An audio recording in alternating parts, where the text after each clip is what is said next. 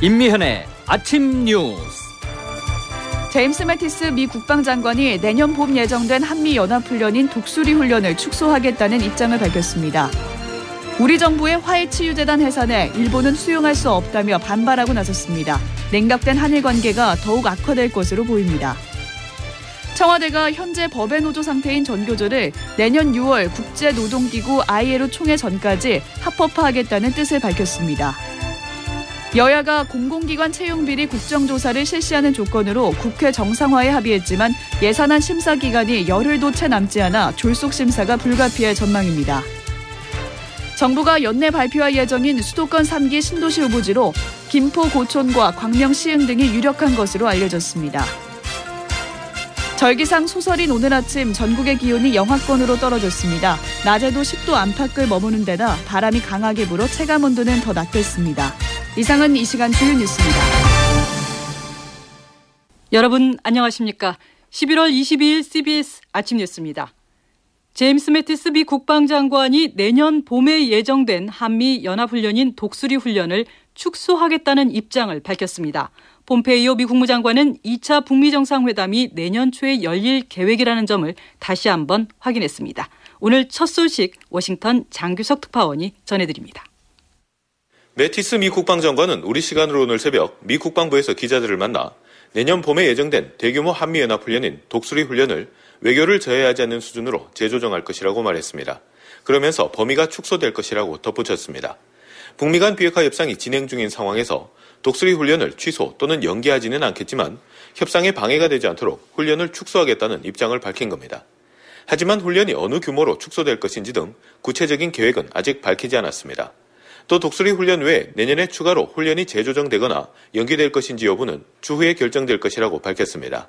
한편 마이크 폼페이오 미 국무장관은 우리 시간으로 어젯밤 미국의 한 라디오 방송과의 인터뷰에서 내년 초에 2차 북미 정상회담이 열리길 희망한다고 말해 2차 북미 정상회담을 예정대로 추진하겠다는 계획을 재차 확인했습니다. 2차 북미 정상회담이 2019년 초에 열리기를 희망합니다. 폼페이오 장관은 그러나 북한 비핵화의 시간표를 정해놓고 협상을 하는 것이 아니고 비핵화까지는 아직 먼 길을 가야 한다며 시간을 갖고 북한과의 협상을 추진하겠다는 입장을 밝혔습니다. 워싱턴에서 CBS 뉴스 장규석입니다.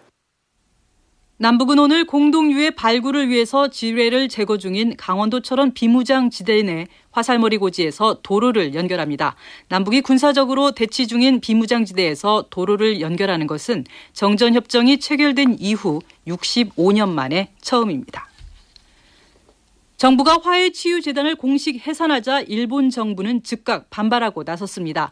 대법원의 강제징용 배상 판결에 이어서 이번 해산 조치까지 겹치면서 안 그래도 좋지 않은 한일 관계는 악화일로로 치달을 것으로 보입니다.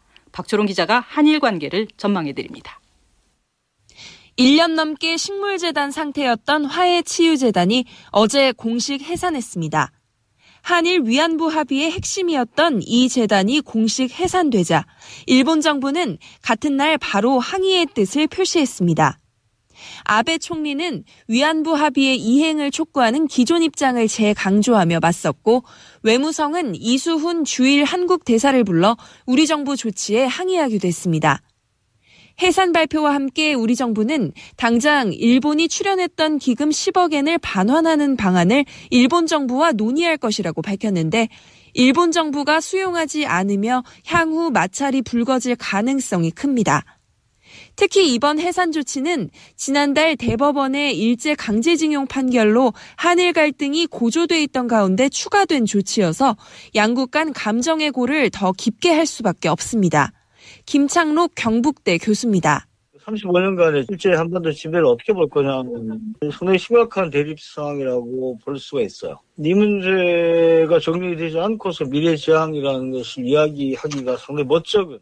일본 정부는 일단 합의를 지키지 않는 한국이라며 두 사안을 엮어 국제사회에 여론전을 펼칠 가능성이 있습니다.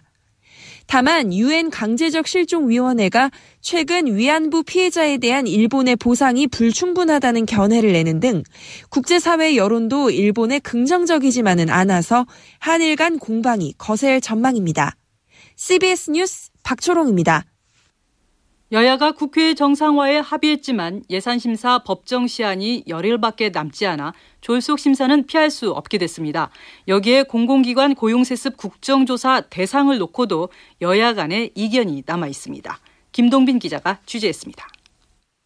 여야 5당 원내대표는 어제 예산심사 등 국회 정상화에 합의했습니다. 오늘부터 예산결산특별위원회 및 모든 위원회 활동을 정상화한다. 이와 함께 야당이 요구하던 고용세습 국정조사를 하기로 하는 한편 여당이 원하던 유치원 3법 등 민생 법안도 논의에 통과시키기로 했습니다. 지난주 무산된 음주운전 처벌강화법 등 90여 건의 무쟁점 법안과 대법관 인사청문회도 올해 안에 처리하기로 했습니다. 국회가 일을 시작했지만 예산심사 법정 시한이 10일밖에 남지 않아 졸속 심사도 피할 수 없게 됐습니다. 예산안이 470조 원대 슈퍼 예산임을 감안하면 시간은 더더욱 부족할 수밖에 없습니다. 여기에 국정조사 대상을 두고 여야 간의 이견이 남아있어 갈등의 불씨도 남아있는 상황입니다. 야당에게 불리한 강원랜드 채용비리 사건이 대상에 포함되는지를 두고 앞으로 국정조사 구성특위에서 여야는 또다시 맞붙을 전망입니다. CBS 뉴스 김동빈입니다. 청와대가 현재 법의 노조 상태인 전교조를 내년 6월 안에 합법화하겠다는 뜻을 밝혔습니다. 청와대 고위 관계자는 기자들과 만나 내년 6월에 있을 국제노동기구 ILO 창립 100주년 기념 총회 전에 전교조 법의 노조 문제가 합법화 방향으로 결론이 날 것을 기대한다고 말했습니다. 이어서 기자의 창입니다. 오늘은 사법농단 의혹, 법원 스스로 끝낼 수 있는 문제였나라는 제목으로 김기용 기자입니다. 사법농단 의혹 수사가 한창이던 지난 가을, 서울 고법의 판사 몇 분을 사석에서 만난 적이 있습니다. 기자에게 사법농단 사건은 수사 협조가 아닌 내부에서 징계 절차로 마무리했어야 했다고 말씀하시더군요. 어떻게든 조직을 지키려는 고참 판사의 입장이 한편으론 이해가 가기도 했습니다. 대법원이 자체 조사에서 사법부 블랙리스트는 없다고 발표했는데도 여론에 밀려 검찰 강제 수사를 받기에 이르렀으니까요. 그런데 최근 검찰 수사를 보면 사법부 블랙리스트는 없다는 대전제가 무너진 것 같습니다. 임종원 전 법원행정처 차장의 공소장과 대법원에서 나온 문건들을 보면 법관을 사찰한 정황들이 빼곡히 드러납니다. 당시 양승태 사법부에 비판적인 목소리를 냈다는 이유로 여러 판사들 이름이 물의를 일으킨 법관 리스트에 오른 겁니다. 그러면서 당시 대법원 특별조사단은 블랙리스트는 없다고 발표했던 겁니다. 여기에 최근 전국 법관 대표들이 모인 자리에서 사법농단에 연루된 현직 판사들에 대해 징계 절차를 넘어 탄핵도 검토해야 한다는 의견이 모아졌습니다. 결국 이번 사법농단 의혹은 고참 판사들의 생각과는 달리 애초 내부에서 해결하기 어려웠던 문제가 아니었을까요? 다시 그 판사분들을 만나면 이렇게 묻고 싶습니다. 아직도 법원 내부에서 끝낼 문제였다고 생각하는지 말이죠. 혹시 조직보호 차원에서 알면서도 거짓말을 한 건 아닌지 말입니다. 기자의 창 김기용입니다. 인천 중학생 집단 폭행 사건으로 숨진 피해 학생은 러시아 출신 어머니를 둔 다문화 가정의 자녀였습니다.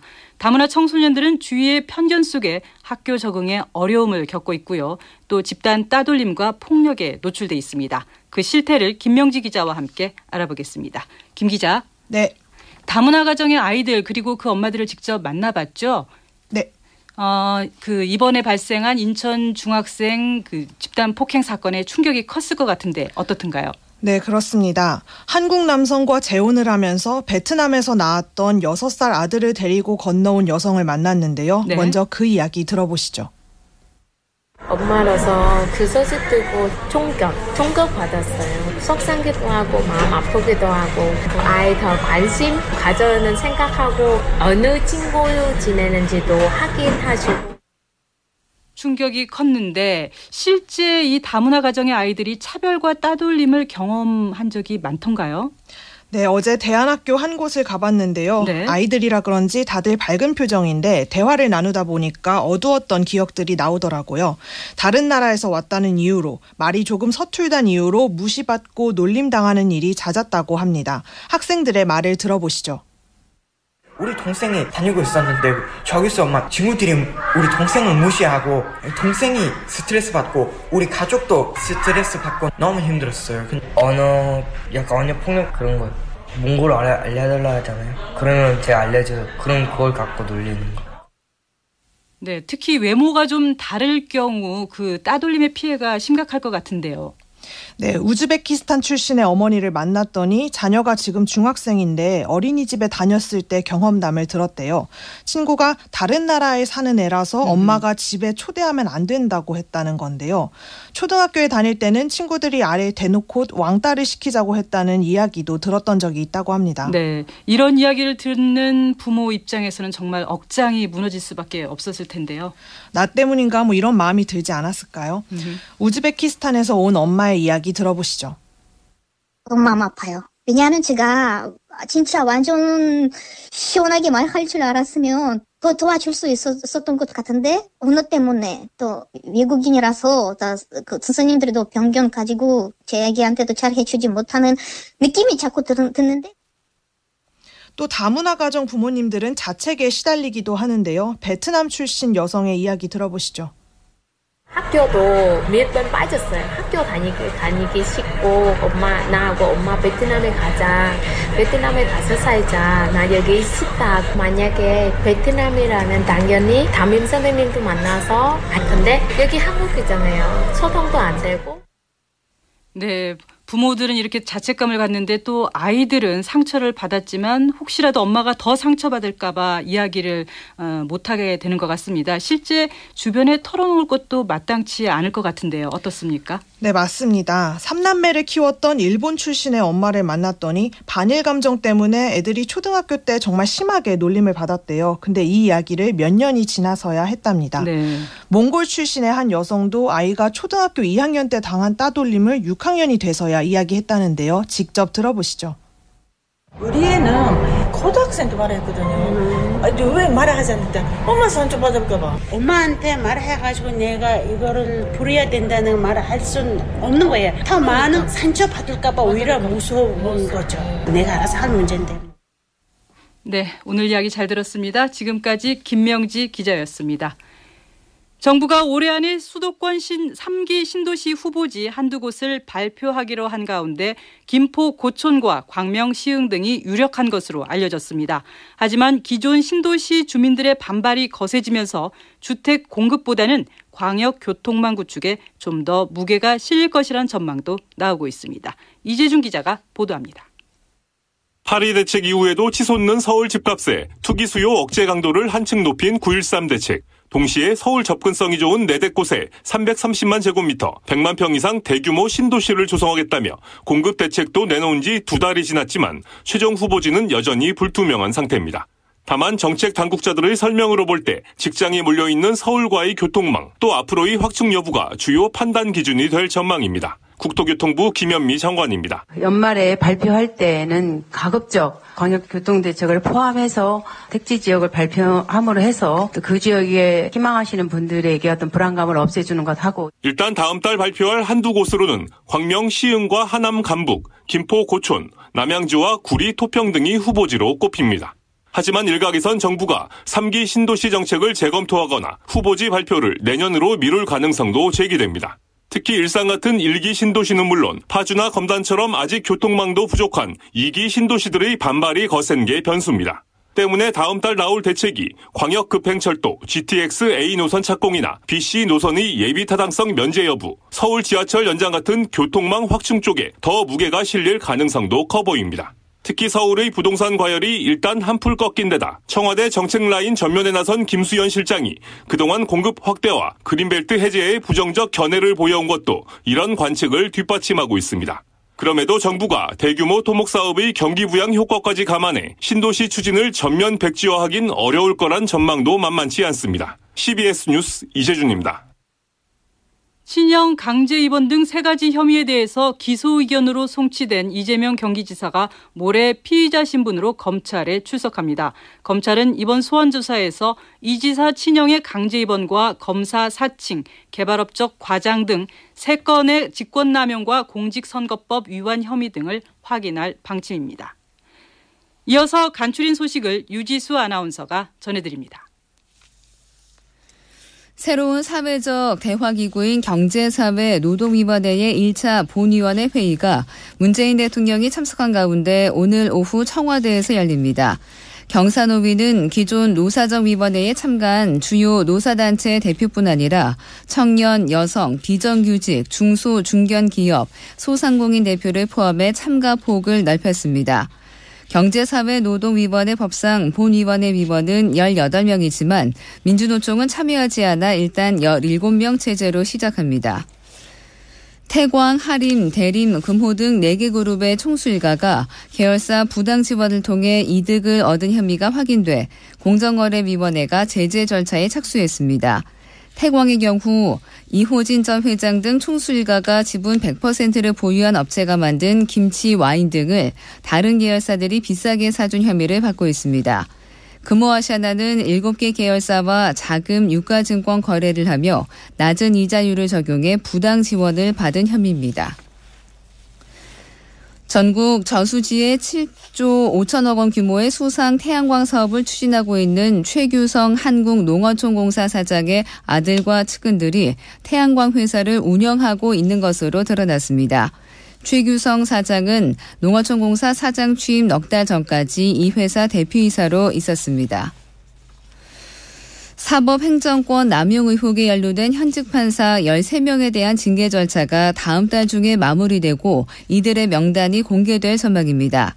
여권에서 해당 판사들에 대한 탄핵 소추를 추진하고 있는 상황에서 징계 결과가 공개될 경우 사법부 내는 물론 정치권에 미칠 여파가 만만치 않을 것으로 보입니다.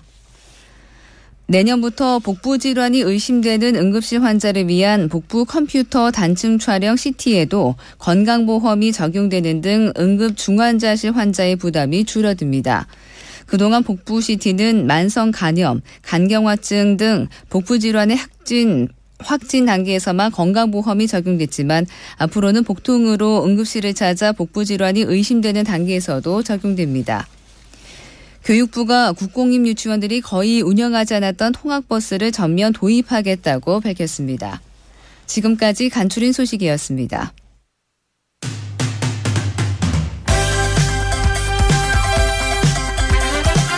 오늘의 뉴스픽.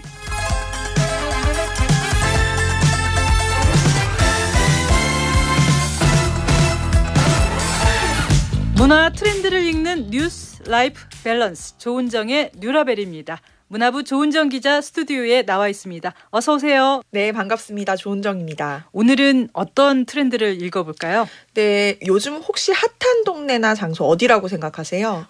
우선 익선동, 성수동, 그리고 여기서 조금 가까운 망원동, 또 이태원 경리단길 이런 곳도 핫한 곳 아닌가요? 네, 맞습니다. 망원동은 뭐 경리단길 이름을 따서 망리단길 이렇게 부르기도 하죠. 네, 그렇죠. 네, 순식간에 뜨는 동네들이 많은데요.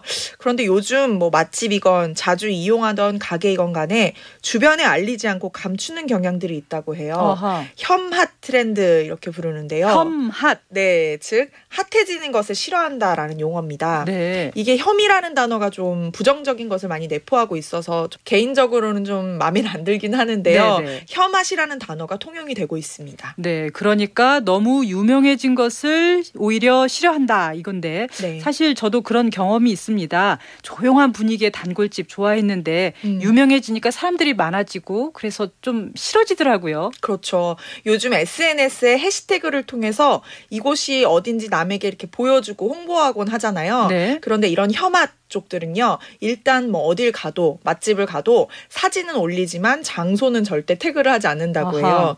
대신에 안 알려줌, 비밀이야 라는 태그를 올려서 호기심을 더 자극한다고 합니다. 네. 이게 어떤 심리인지 23살 대학생 김한실 씨에게 한번 들어봤습니다.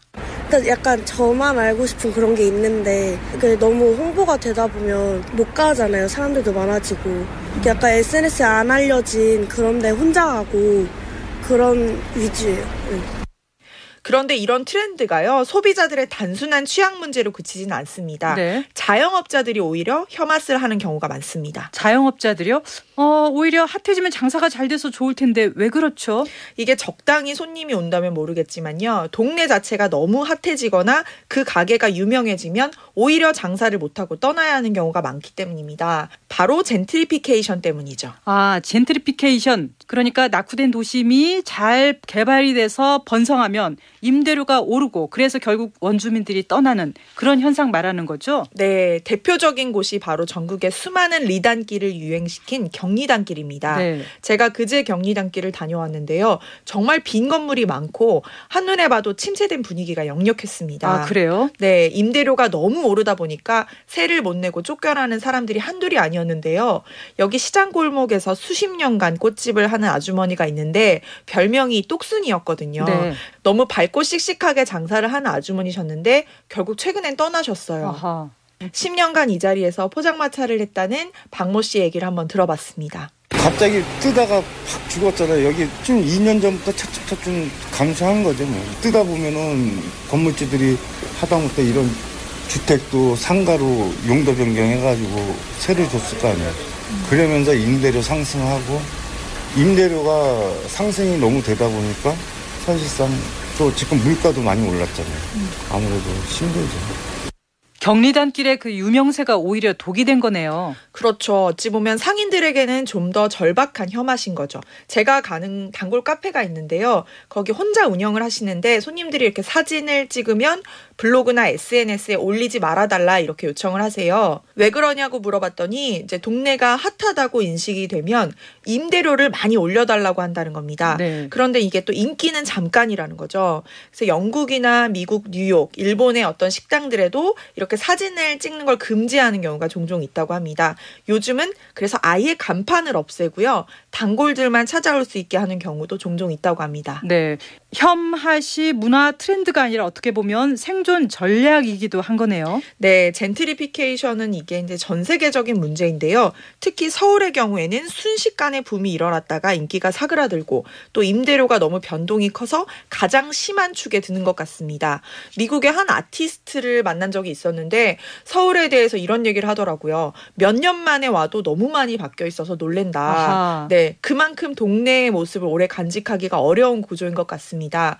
뉴욕이나 도쿄에서는 그래도 수십 년간 자리를 지킨 가게들이 있고 그래서 그 분위기를 이어가는데요. 우리는 떴다 하면 원주민들이 쫓겨가고 개성을 바로 잃어버리고 그래서 또 소비자들이 찾지 않고 이런 악순환이 반복되는 경우가 많습니다.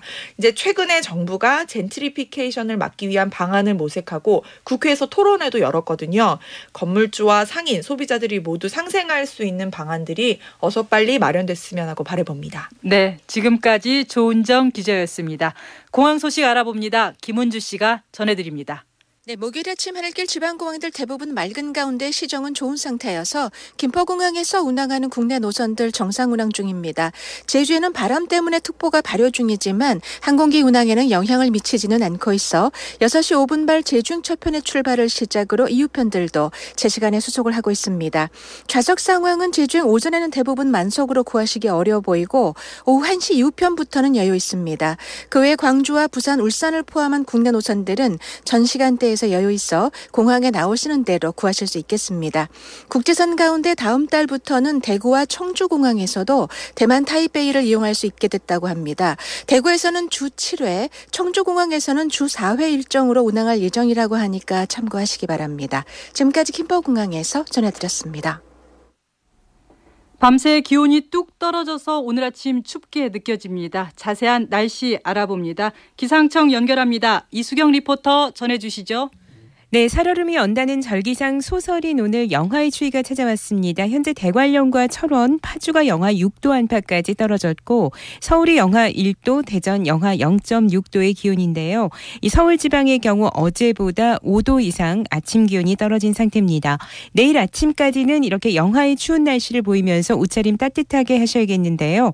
바람도 다소 강하게 불면서 체감 온도는 더 낮다는 점 염두에 두셔야겠습니다.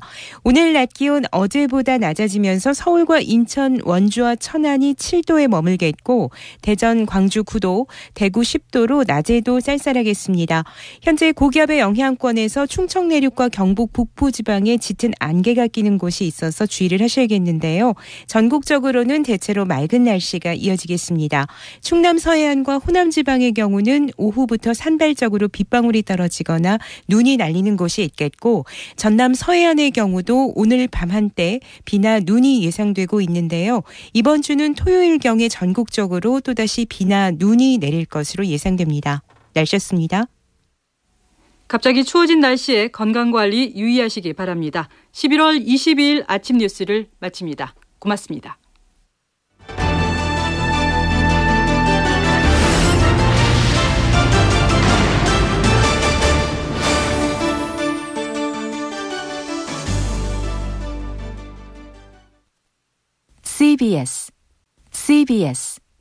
CBS